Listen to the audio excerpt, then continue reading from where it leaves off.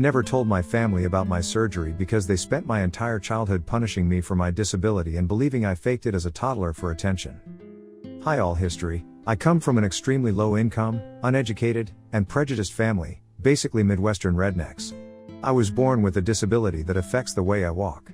Growing up, my parents didn't believe that my inability to walk normally was a disability. They, mainly my father, my mom just kind of goes along with him, thought I was doing it for attention or to spite them or something, even as a toddler. Because of this, I was punished for walking the only way I am physically able to.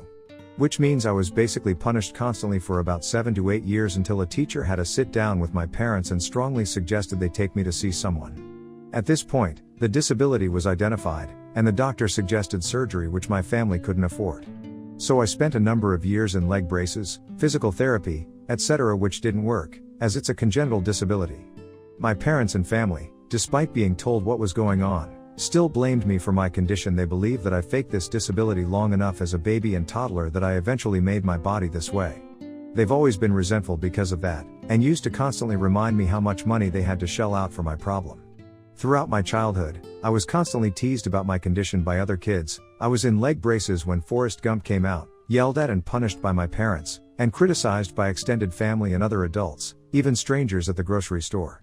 People even commented on it in my receiving line at my wedding 2 years ago. I spent years learning a fake normal walk for when I can't wear shoes, developing a thick skin, and learning to laugh at myself. I've been reminded of this condition by everyone I meet and everyone I know on a constant basis for my entire life. At this point, it's such a strong part of who I am as a person and my resiliency, I don't even think of it as a disability, really.